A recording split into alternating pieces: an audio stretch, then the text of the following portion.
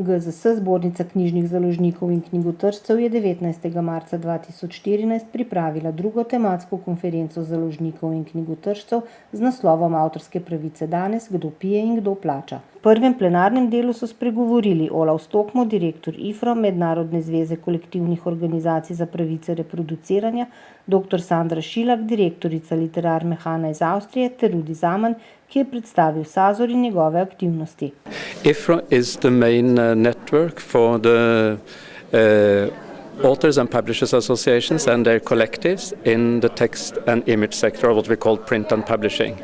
And the main objectives are to assist authors and publishers to facilitate access to certain types of uses of their works. What is, let's say, this secondary copyright protection so important nowadays for the economy, for the authors, and last but not least for the users as well? Well, the users shall not always have to buy the full book, the complete book, if they only need a chapter of it. But at the same time, selling chapters and selling fragments and pieces of the work is also a business model, both for the authors and the publishers. And in any type of education and also administration, you would need to have access to fragments of that work. So that is the secondary uses. You would need to have the possibility to make use of works that have already been published, and that is what the authors and publishers have agreed to facilitate through collective management organizations such as Sazor here in Slovenia. This is even more important in the digital era. You quoted Jason Lanier, let's restore the value of data. Why is it so important? Well, I think it's important because in the digital environment it's easy to make use and have and also disseminate works in electronic forms. And that means that the possibility of infringement is also increasing.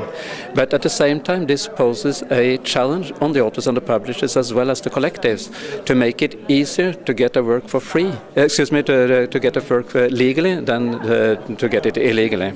And that requires to develop business models and access models that will enable that to happen. Literar Mehana is the only responsible CMO for graphic reproduction, and we are licensing agreements via the schools.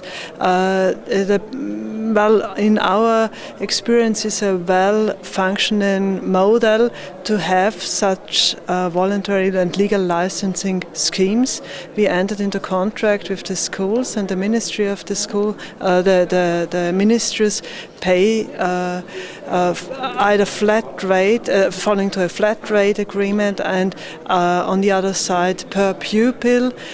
So we have a total income from the schools about 450,000 euros a year, and we can see that, or we as far as we see, there's a best practice model, and we only can recommend that. Danes ste lepo rekli, da želimo legalizirati pristop učitelja do fotokopirnega stroja. Kje je pri tem vloga Sazorja? Kaj je recimo Sazor in kje je Slovenija tukaj danes?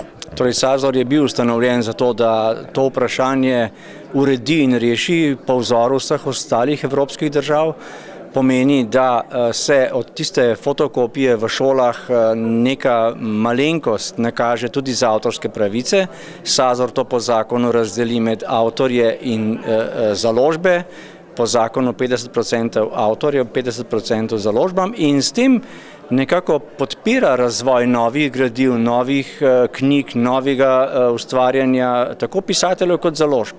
Ker pa to vprašanje ni urejeno, ker je to vprašanje še vedno, bom rekel, ilegalno pristopanje k fotokopirnemu stroju ali tudi digitalno razmnoževanje česarkoli, kar ni prej avtorsko urejeno, je pač to še vedno rak rana v slovenskem prostoru. V problemskem delu konference so svoje poglede predstavili avtorji Andrej Rozman Roza, ki se je na satiričen način spraševal, zakaj se ne splača tiskati novih slovenskih knjig, Janja Vidmar in Slavko Pregl s prispevkoma Avtorske pravice za telebane in Rdeči Moskvič ali Zarjaveli bicikel, ter dr. Miha Kovač, ki je svojo predstavitev poimenoval Pravljični vrt Slovenija.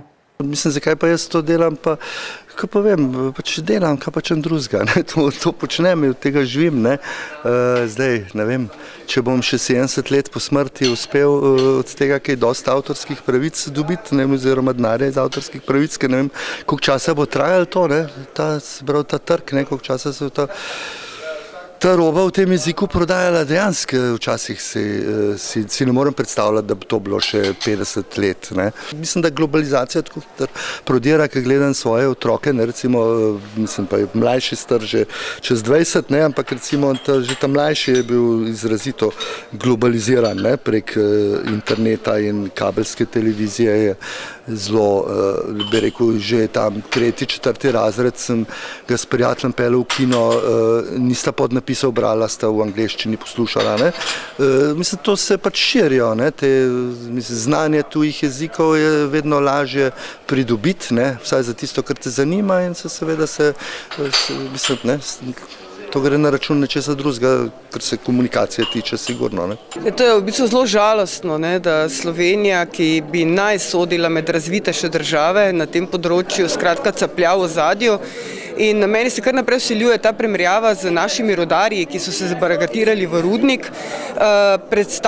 Skušam si predstavljati in se hahljam ob misli, kako bi bili videti pisatelji, ki bi se zabarikadirali na Društvu slovenskih pisateljev in kdo bi se pravzaprav zmenil za nas v tej državi, prav gotovo nihče. V bistvu sama imam recimo hipoteko, ne, na stanovanju, to se pravi vse stanovske kolege, ki jih poznam, bolj ali manj tolčemo revščino. Dogaja se nam pa na drugi strani sistematična kraja, ki je ljudje ne morejo ozavestiti, preprosto zato, ker ne razumejo koncepta avtorskih pravic.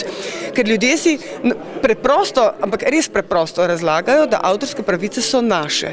To so kolektivne pravice vseh nas. Torej, nekdo da, se pravi, plod svojega umskega dela v brezplačno uporabo in to je potem od vseh. Nihče ne razume, da tako kot rudar zahteva za svoje delo, zdaj v tem primeru neko odpravnino, da zahteva avtor za svoje delo tudi sekundarno poplačilo. Zato, ker na neki šoli, ki ima eno, ne vem, pesniško zbirko Toneta Pavčka, se pravi, to pesniško zbirko lahko uporablja samo ena učiteljica, ko bere poezijo otrokom v razredu. Če pa želi tem otrokom razdeliti pesmi Toneta Pavčka, jih ne sme fotokopirati, ampak mora kupiti recimo šolska knjižnica oziroma šola 20 pesniških zbirk. Vse drugo je kraja. In kakorkoli mi zavijamo v celofan ta izraz in ga poimenujemo odtujevanje ali nesporazum, to je kraja in ta kraja se sistematično v tej državi dogaja dolga leta. Intelektualna lastnina v tej državi ni zaščitena. Zaščitena sta kramp, lopata in tekoči trak. Kaj vi predlagate? Vse skupaj, mislim, je smešno, pravzaprav meni osebno je smešno, da se moramo o tem pogovarjati leta 2014, ne, ko bi morale biti te reči že res samoumevne in zdavnaj urejene.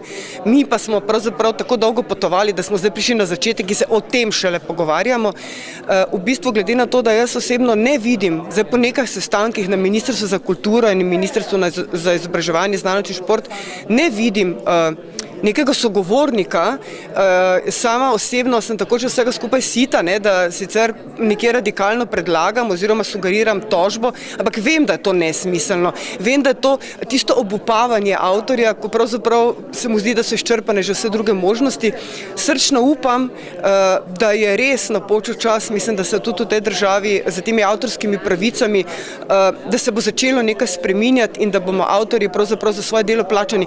Jaz bi rada samo še nekaj opozorila, da mi ne prosimo za podporo, mi zahtevamo pravice, ki nam pripadajo nam po evropskih direktivah, pripadajo nam po zakonu, ki je, se pravi, zakonskem aktu, ki je uzakonjen tudi v Sloveniji. Brezplačna elektronska gradiva ne obstajajo. Obstajajo elektronska gradiva, ki so brezplačno na voljo, vendar govorimo seveda o izobraževalnem sistemu, vendar je bilo v njihov razvoj vloženega zelo veliko denarja.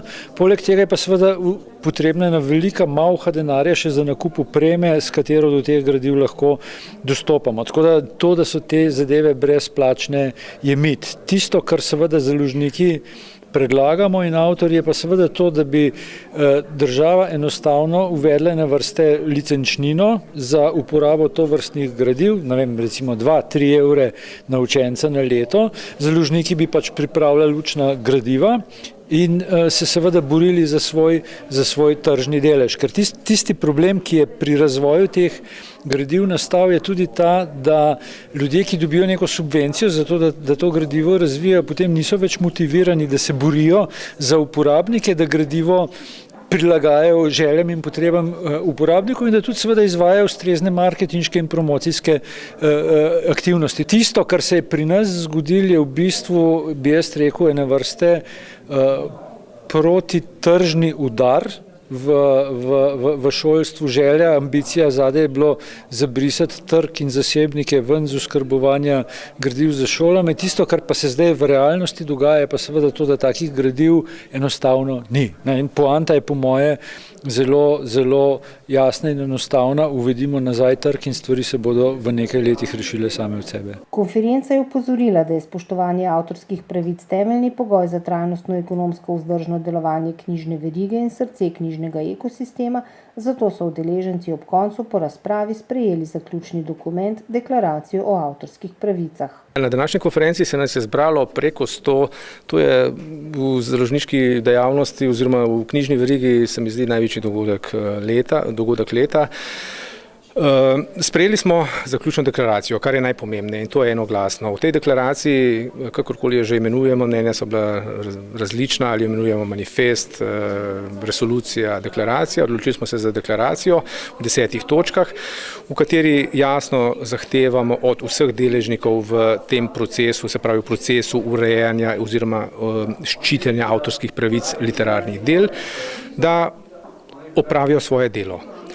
Imeli smo dva eminentna gosta iz tujine, predsednik Mednarodne zveze organizacij, ki se ukvarja z reproduciranjem, in pa predsednica oziroma direktorica avstrijskega SAZOR-ja, v narekovaju, avstrijske organizacije, ki se ukvarja s pravicami reproduciranja. Oba sta nam povedala, kako to delajo torej v svetu, kako delajo to v naši sosedje v Avstriji. Njihova stališča so bila dragocena pri oblikovanju zdaj naše nadaljne strategije. Tudi sami so se naši predavatelji so se spraševali, kako naprej. Ugotavljali so seveda, da na glavi nimamo rudarskih čelad, da nimamo traktorjev, kamionov, s katerimi bi lahko javnost opozorili na nerešen problem, ampak v rokah imamo seveda druge stvari. Besedo, literaturo, književnost, kulturo v najširšem smislu.